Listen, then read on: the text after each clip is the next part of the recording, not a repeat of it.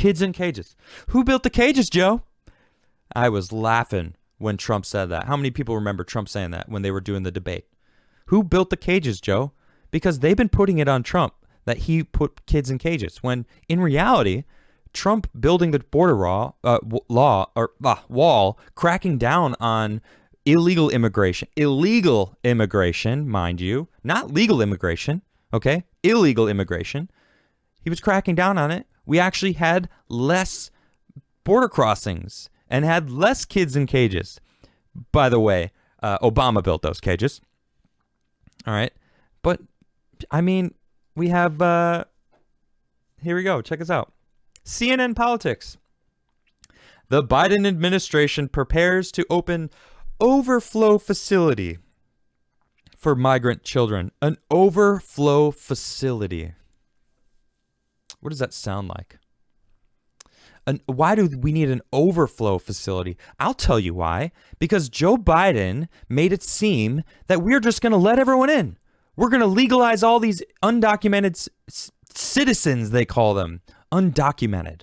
Illegal immigrants. They're just going to legalize it. Well, now there's a massive group of people that are flooding in to try to join our country and, you know, try to get in on that Biden, whatever he's going to do. Sign them all. You're all citizens now. Now, I've talked about this multiple times because I married a Swedish citizen and we went through the legal means to just having her get a green card. And we're married and I'm an American citizen. So it makes sense for her to have a green card and legally be able to be here because we're actually together. You know, I love her. She's one of my favorite people in my life. And I give thanks to her daily. And I went through all the proper channels. But now all these people are like, hey, maybe we can get into that American citizenship just by being there when he strikes this order. We don't know when it's going to happen, but millions of people are now rushing all the way up to get here through our southern borders. So what are they preparing this overflow facility for? For all these people that are going to come across the border illegally. What is an overflow facility anyway? Kids in Cages 2.0. Who built the cages, Joe? Who built them now? You're reopening a facility? The Biden administration is opening an overflow facility for unaccompanied migrant children apprehended at the U.S.-Mexico border. The federal agency tasked with the children's care told CNN in a statement. So where are the parents? Why are they unaccompanied? What's happening? So you're keeping the kids in cages while the adults are being prosecuted. What is the difference? Where's the outrage from the left? I don't see it. It's just more hypocrisy that they're simply just going, it's about the narrative. Orange man bad. Biden isn't orange. He's good. He's doing the same thing that Obama did. He put kids in cages. Trump, we didn't need this overflow facility anymore because the border wall, worked. It worked. He was fighting against human trafficking, which is an issue. To this day, it's still an issue. I'm going to talk about that more later on in the show. I want to talk about this still. This is ridiculous. I have to bring in some memes to properly convey because memes are amazing. That's right. Finally, no more kids in cages. No more media coverage of kids in cages. Well, that isn't exactly accurate because the media coverage is now about an overflow facility. Yeah, an even better meme to sum that up. Kids in cages or unaccompanied migrant children in overflow facilities. Yeah, exactly. What's the difference? Well, look at this. This is from Shocker. I know. All right. I'm going to bring this up and you're going to be like, what? This is from Washington Post. Obama administration placed children with human traffickers in those cages. What? It's modern day slavery. It is. Human trafficking is modern day slavery and it exists. And again, I'm not even trying to bring that up right now because, but that is the truth. That is existing. All right, and I'm gonna circle back to it later. I'm gonna circle back in this episode, though. I'm not gonna wait for days or whatever. But they were taking these kids that were being trafficked and just putting them in cages that they built, and then the left were trying to blame Trump for the past 4 years. Now Biden's opening more facilities to hold these children unaccompanied. What does that mean, unaccompanied? It means the kids are going to be in cages. Unaccompanied migrant children. My goodness. What is the freaking difference? There is no difference. That's the thing. It's the same. 700 children. And it can be expanded if necessary. And we can expand it. Yeah. The reopening of the facility. See, it's not opening. They wait until a little bit later to drop the, it's a reopening of the facility comes amid an increase of apprehensions of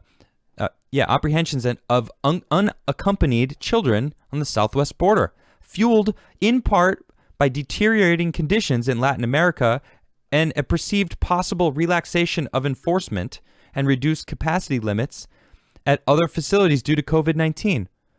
Oh, it also comes as President Joe Biden rolls out new immigration executive orders tackling migration to the U.S. southern border. Yeah, he basically said we need to make these 11 million undocumented, illegal, migrants. We need to make them citizens.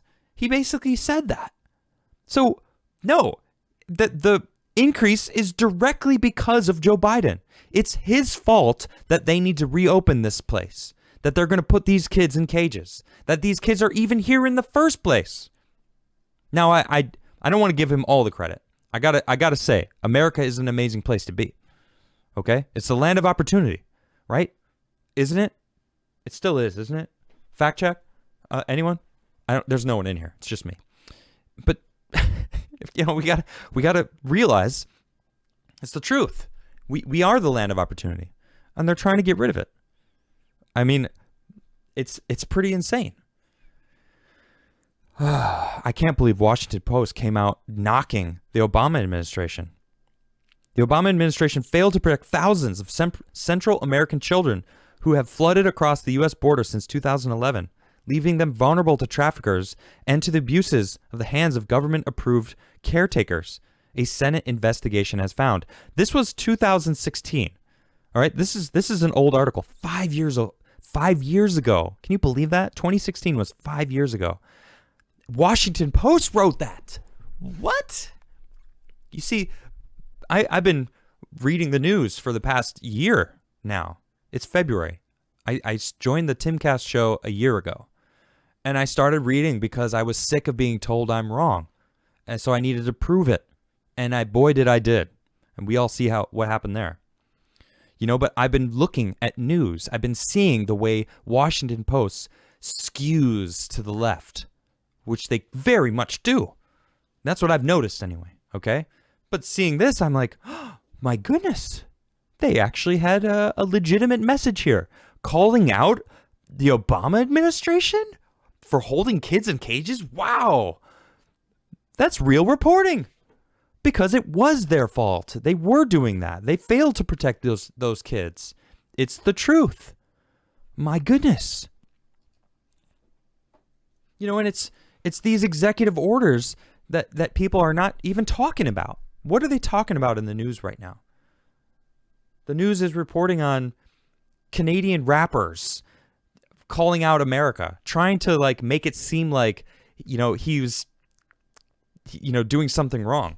When in reality, you're giving his song a good spotlight because Americans need to hear his message. I'm, of course, talking about the song Fake Woke by Tom MacDonald, which is on Fox News. That's what they're reporting on.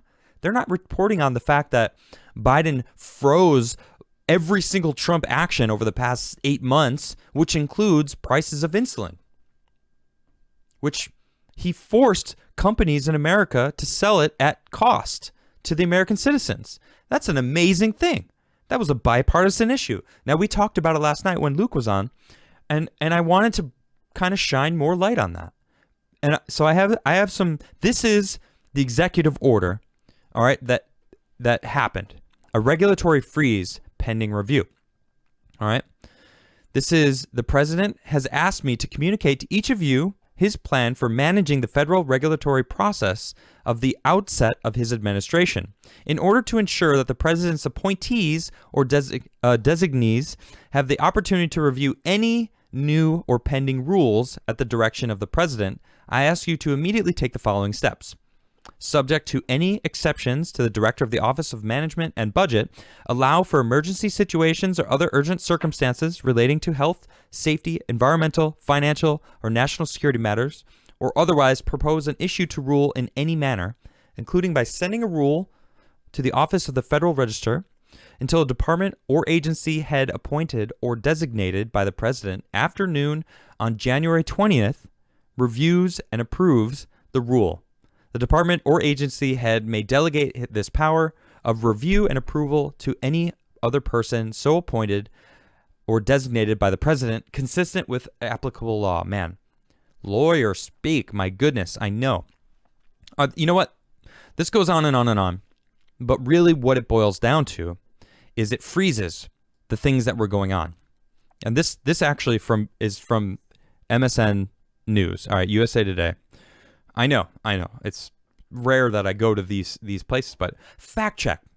Biden administration delays implementation of Trump rule on insulin / EpiPens. It's from 4 days ago.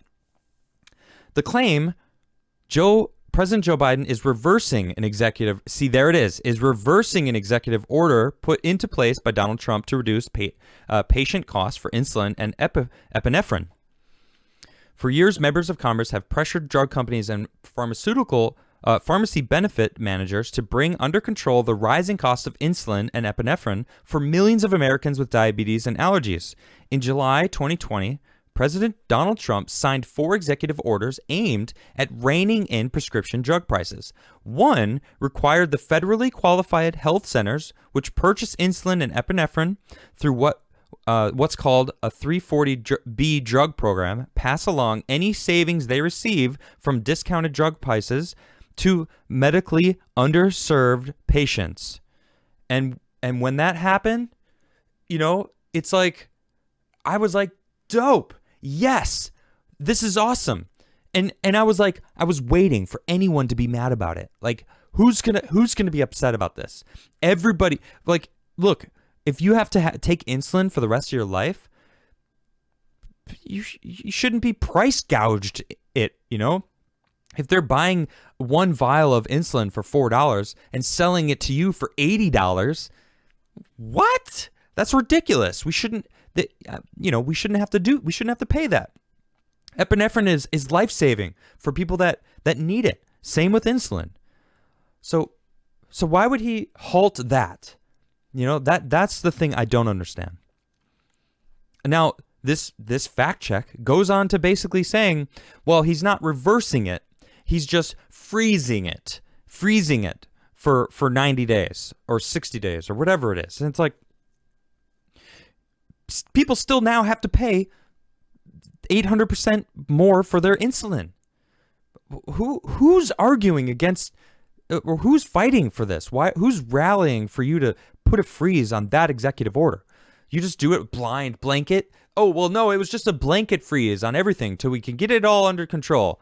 Except the fact that people are actually, did you notice that there's a pandemic? Did you notice that there's evictions and people financially ruined from small businesses being closed down and people can barely afford to survive, and you're going to flip the switch on them for insulin?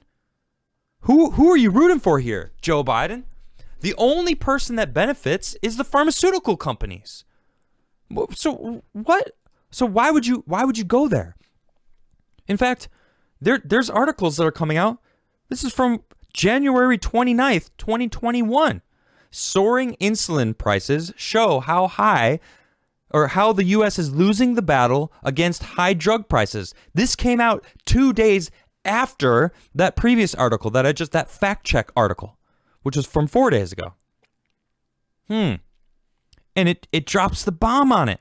The cost of insulin has been kept artificially high for millions of Americans because drug manufacturers and middlemen work together to maximize their profits.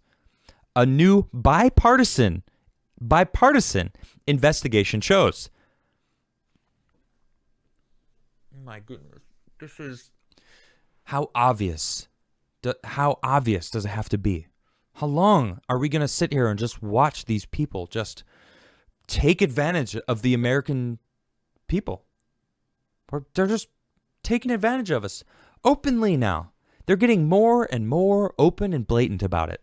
They don't even care if you know, because what are you going to do about it? What can we do, right? Big Pharma, right? Big Pharma. I was like, when Trump did that, I was like, yes, that's a big, huge FU to Big Pharma. And it's like, good riddance. They make so much money off of our pain, off people suffering. They don't want to heal cancer. Biden said he's going to heal cancer. You think Biden's going to heal cancer after this? No way. There's no money in keeping people healthy. No. They want us sick. They want people buying insulin at 800% the price. This is a bipartisan investigation showing that they manipulate the price artificially just to make profits. This maneuvering around the growing price tag for medicine needed by diabetics to combat America's number 7 killer represents a microcosm of the reasons prescription drugs cost so much in the U.S. It also demonstrates one of the consequences of growing consolidation within American healthcare, a trend the Dispatch is investigating. Insulin is Exhibit A of why America's drug pricing is broken from the top to bottom, says U.S. Senator Ron Wyden in a statement to the Dispatch and U.S. Today. Our bipartisan report reveals how large corporations benefit from high prices while consumers and taxpayers foot the bill. What is Biden doing? Why is he doesn't have to just do a blanket freeze. This is ridiculous. This is ridiculous. How obvious they're being. Look, they're making money off us. It's all about money. It's all about oil, energy, keeping us unhealthy, keeping us uninformed. Freedom of speech. Really? How long do you think that's going to remain? Okay? They want to get rid of that. They don't want me speaking. How am I still here? People are getting demonetized all over the place. Chandler Crump, incredibly smart man, a young man, articulate, knows what he's talking about, all right? His channel just got demonetized. Why? Because he's talking about things they don't want to talk about. Granted, he makes some rather spicy points, but he doesn't swear. He's not illogical, okay? But he's fully demonetized. I'm seeing videos all the time about people being demonetized all across the board. I don't know why I'm still here. I'm grateful for it. I'm grateful I'm still here. And thank you all for sticking with me and watching me along my journey. But man, I'm going to be calling these people out for price gouging the American citizens. All of us should be upset. Now, I'm not a diabetic, but I have diabetic family members that I've known. I understand the cost it takes to get insulin and how important it is to regulate your insulin, because you could lose limbs. You can have a seizure and just die. Like, it's a serious issue. Okay? Man, I'm fed up with it. But what can I do? I'll tell you what I can do. I can talk about it. I could shine a light on it. I could tell you about it. You can share my videos. You could share my podcast. Share right now. Spread the message that I'm trying to spread. I pull clips. Share my clips. This is about getting the information out.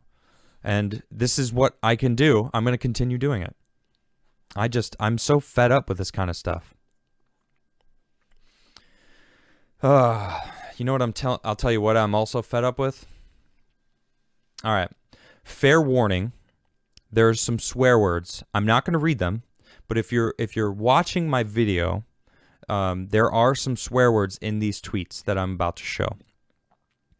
And they're ridiculous. This tweet really set me off today. I cannot stand this kind of attitude.